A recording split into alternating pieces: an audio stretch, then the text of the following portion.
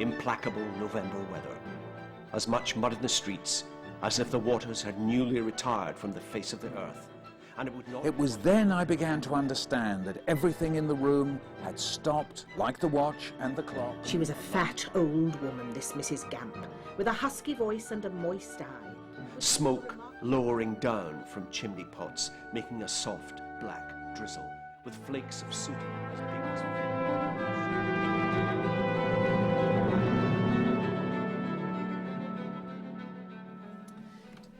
Charles Dickens shot to fame in his early 20s with the serialisation of the Pickwick Papers. With his masterful use of language, his dry wit and ability to conjure characters from all across the social spectrum, public demand for his work soared. The print run went from 400 to 40,000. In just a few months, Dickens was a publishing phenomenon.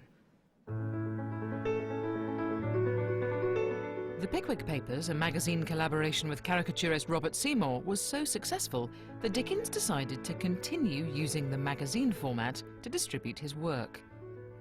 Novels like The Old Curiosity Shop, David Copperfield, Nicholas Nickleby and Oliver Twist were all released in episodic form, complete with cliffhangers. In this way he kept his readers hungry for more, building the hype and increasing circulation for many of the novels we've come to know and love. These methods reveal an instinct way ahead of his time. Dickens was not simply an artist, he understood the marketplace and had an eye for what was commercial. Oh, well, buy my sweet little papers. I love the fact that he invented a new art form, the serialised story, where people would read a couple of chapters and then go away and wonder what would happen next and then come back a week later and find out. Charles Dickens was never seen as a highbrow author. He had a broad appeal, and for the first time, society's underprivileged couldn't read enough.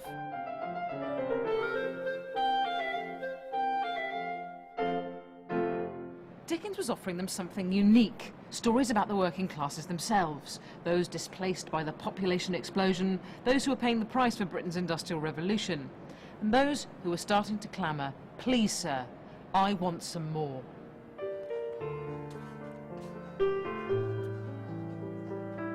It's like he kind of slices down to that society of that day and lays out the various layers for you. It is like painting with words. It's so vivid, and because it's so vivid, you can almost smell it. He took people from the margins of life and gave them a voice, gathering inspiration for almost 2,000 characters from the people he saw while pacing the streets of London. He brought his characters to life. He made them complex, poignant and visceral, from Ebenezer Scrooge counting his money to Uriah Heep endlessly rubbing his dry hands, to Fagin sending the children off to work. And as I'm talking, I've just realised what I'm wearing today seems curiously like Miss Havisham. What a coincidence. In his novels, Dickens spares no one. Every section of Victorian society is detailed, from the anguish of the aristocracy embodied by Miss Havisham in Great Expectations, to the squalor and hardship experienced by the orphans in Oliver Twist. Please, sir, I want some more. What? Dickens was able to express genuine sensitivity and passion for the children's plight, because like all good writers, he wrote from the heart. He'd experienced first-hand poverty and deprivation, the stink and clamour of the streets, the hustle and bustle of trying to survive in a city that was rapidly expanding. When he was 12, his father was declared bankrupt and sent to Marshalsea debtors' prison. Dickens was sent to work in a boot-blacking factory, sticking labels on jars. He never forgave his parents for his destitute childhood experience and hid the story from the public for most of his life. As a result of this upbringing, Dickens was determined to make a difference and rid society of its hypocrisy, prejudice and inequality. He was a tireless social campaigner for children's rights and the abolition of the slave trade. He even set up a home for abandoned women and ex-prostitutes.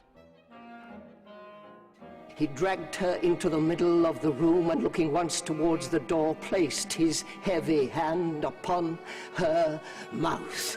Dickens was truly visionary in that he used public readings of his novels as part of his social campaign. Dickens was a real performer. He loved to feel that he had the audience in the palm of his hand. She staggered and fell, nearly blinded by the blood that rained down from a deep gash in her forehead. It was a He adored it when women fainted when he was doing the murder of Sykes from Oliver Twist. And shutting out the sight, with his hand seized a heavy club and struck her down. He relished changing himself into the various characters. Charles Dickens was unquestionably a massive celebrity. Thankfully, this was before the times of the paparazzi. Otherwise, we'd have pictures of him at the seaside, wearing nothing but a thong. The fact that he was such a strong performer himself, I think that's part of the reason that he wrote very performable characters, very actable characters. Dearest Esther, my very dear girl, no. He is one of the great writers for actors. One of the very best. With this extraordinary ability to bring characters to life, it's not surprising that Dickens' work translates so successfully to stage and screen and holds a fascination for actors and writers alike. You have to say that with Dickens, both stage and film versions of his novels, there have been some remarkable and amazing ones. I mean, that's extraordinary. This stuff was written in the first half of the 19th century, and it lasts through to the 21st. His work is as relevant as ever because the themes and subjects he wrote about are universal. I think Charles Dickens was a visionary because he saw more than most people, and he was able to put what he saw, and he saw with the eyes of a child, into the most fantastic prose, into the most amazing plots, into the most gargantuan characters. Dickens' appeal is timeless. His novels not only provide us with a social commentary of Victorian England, but a litany of vibrant characters who continue to command our imaginations. He certainly was a visionary of his own period, but somehow he was such a genius that it just feels like it's living now. It really does feel that way. And it was with this unique perception, combined with a rare literary gift, that Dickens revealed the hypocrisies and injustices of the British class system. Dickens' depiction of Victorian life captured the spirit of a nation and the imagination of the world. And in my book, that makes him an unparalleled literary visionary. Well, those were pretty compelling arguments. Are you convinced, or have they just whetted your appetite for those still to come? We're going to take a break now, but join us again in a moment for more visionary debate.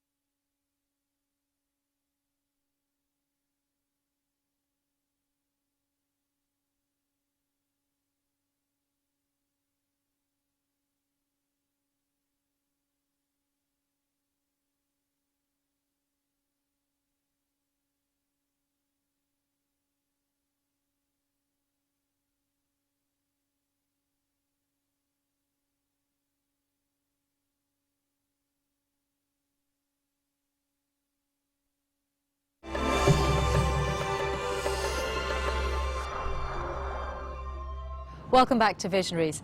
In the first half of the programme, you heard the arguments in favour of the legendary Victorian novelist Charles Dickens, who practically invented our entire image of Victorian England. But was he the greatest literary visionary? Well, before you make your final decision and cast your vote, it's the turn of a modern-day publishing marvel, J.K. Rowling. Her advocate is the broadcaster Kirsty Walk, who argues that she's single-handedly transformed children's literature. So this is the case for J.K. Rowling. There was silence inside the hut. Only the sea and the whistling wind could be heard. "I'm a what?" gasped Harry. "A wizard, of course," said Hagrid. Hermione screamed. Black leapt to his feet. Harry jumped as though he'd received a huge electric shock. Harry stretched out his hand at last and took the yellowish envelope addressed in emerald green to Mr. H. Potter, the floor. Harry Potter apparated out of thin air. Vast tomes of words, ideas, magic potions, weird creatures, firm friends and deadly enemies, and the darkest evil. It gripped children like the most powerful spell.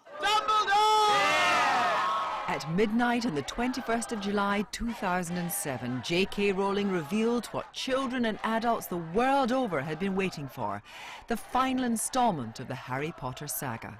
This is the biggest party of the summer.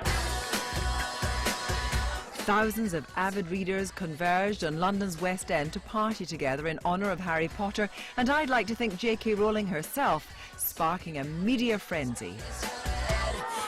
It's an amazing experience, it's like carnival atmosphere. It's just one of those nights that you're going to remember for a long time.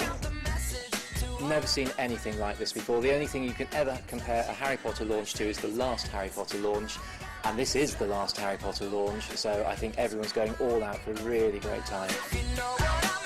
In a world in which young people are known as the iPod generation, in which entertainment is dominated by TV, PlayStation and Nintendo, J.K. Rowling has managed to turn children all over the world back to reading books for fun.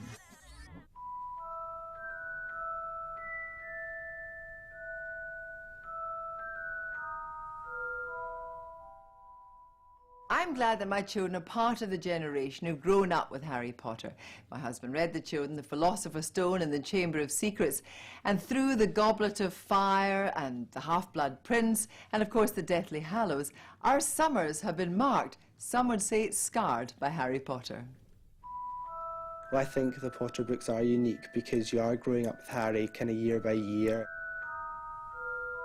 When you were just going into secondary school and just starting all that, Harry was as well, and then when you were doing your big exams, Harry was doing his big exams. As I've grown up and as the books have grown up, in a sense, it's been even more enjoyable to read. J.K. Rowling had a vision for a complete set of books following children through the 7 years of school. This helped her gain a loyal readership and enabled her to develop storylines and characters over time. She always said she knew the ending before she'd even begun, and kept it safely locked up in her trunk for 10 years. Harry Potter's world has become richer and more complex with every story. From Hogwarts to Azkaban to Godric's Hollow, he's faced monumental battles and death has stalked every page. J.K. Rowling has looked to the Bible, to classical stories, incantations, rituals, fairy stories and folklore. But no one has created anything quite like Harry Potter.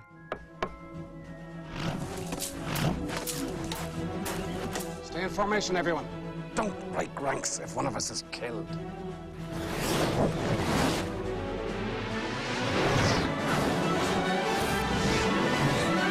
You've got adventure, you've got intrigue, you've got mystery, you've got a dollop of romance running through it, you've got plenty of humour. There are some really scary bits, there are fantasy bits. There's nothing you wouldn't want, but at its very heart, it's just a classic tale of good versus evil, and you can't go wrong with that. Her characters have cast a spell all over the world, creating a generation of budding Harry Potters, wannabe magicians, of earnest Hermiones, Hagrids and Dumbledores.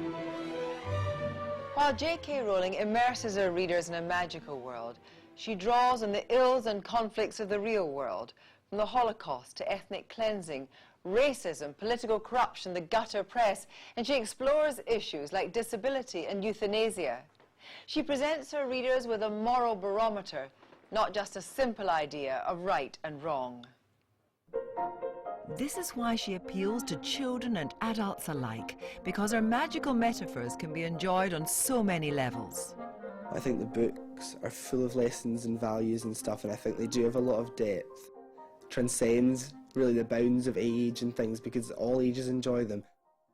With the 7 books published, J.K. Rowling has completed her story, and the multi-million-pound publicity machine has done its work. So it's hard to remember what it was like back in the beginning. In 1997, when The Philosopher's Stone was published, there was no great marketing hype, no merchandising, no computer games, no grown-ups dressed as Severus Snape and Albus Dumbledore at the book launch. No, then the word about Harry Potter spread the same way news had spread for centuries, by word of mouth. Long-time bookseller John Howells has seen the process through from the beginning. I remember when the first book came out and J.K. Rowling came along with a really quietly released book. We only had a few copies in my shop in Walsall, but within a year it was the biggest selling children's book of that year. Many argue she's been visionary in her approach to the marketplace. What's turned it from being a good basic book that might have sold hundreds of thousands, maybe 1 million or 2, into a book that sells tens of millions, has been actually the way she's understood the dynamics of the creative market, embedding sequel after sequel after sequel. So each one became a bigger event, with the expectation being that actually, as everyone had read the previous one, you better be part of the crowd, you be part of the zeitgeist, be part of the Harry Potter phenomena. The marketing hype, the blockbuster films, the website, the computer games, the merchandising have all helped promote the Harry Potter brand, which in book sales alone is now worth almost £400 million. There's nothing else like it in publishing history. J.K. Rowling's own story is part of the Harry Potter legend, from a struggling, penniless writer and single mother to the bejeweled queen of publishing as rich as Croesus. She's enigmatic, shy and guarded, yet her face is known all over the world. I can imagine her gliding through the corridors of Hogwarts like nearly headless Nick, a silent, glamorous white witch. J.K. Rowling had a wonderful belief in her vision. It took 7 years to make it from an idea she had on a train journey to her first published book. But could anyone have foreseen the impact her work would have? She's done in the 21st century precisely what Dickens did, and arguably Shakespeare did, actually in appealing to their audiences at their time. J.K. Rowling's most extraordinary achievement is that she created a complete and alternative universe and held it in her head for almost 2 decades, and now we have it all. She has unlocked the joy of reading for millions of children and adults and given them a unique and magical key into a different world and a belief in the power of their own imagination. That's why, for me, she is a 21st century visionary.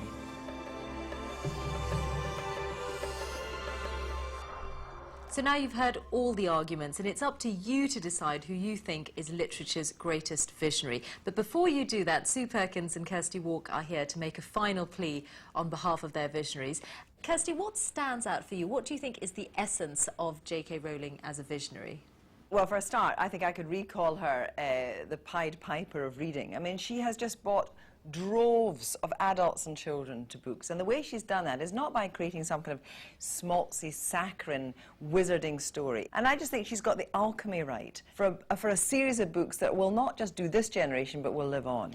But if they were up against each other today, if they were contemporaries, do you really believe that Dickens would be able to get the edge, Sue, over J.K. Rowling today? The telescope of time has reduced Dickens, I think, to this rather crusty, old-fashioned and very sort of elite writer, which is, of course, exactly the opposite of what he was, because he was the first person that excited the working classes to read, you know.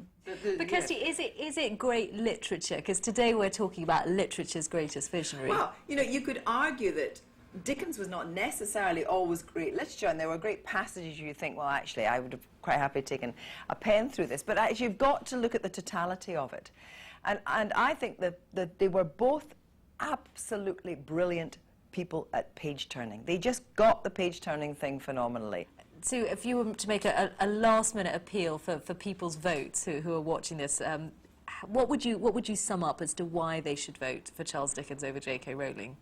I think they have to strip away the sort of the sentimentality which Dickens is cloaked in, and try and remember that at the time people were not used to hearing stories about the working classes, about women who'd been put upon and beaten and deprived, you know, and also he was the first person who put London on the map. He, you know, brought London as we know it, the modern, bustling, industrial mania of London, to life better than anybody else, I think. And Kirsty, a final plea? Jo Rowling created a total world. She left nothing to chance. I think it was such a kind of satisfactory read. 350 million copies of the book sold to date, and even as we speak, people will be buying the book. And I think when there's so much else out there vying for attention, I think that was a tremendous feat. Well, thanks very much to you both. They're both such extraordinary and visionary talents in their own rights. But Sue Perkins, Kirsty Walk, thanks very much to you both.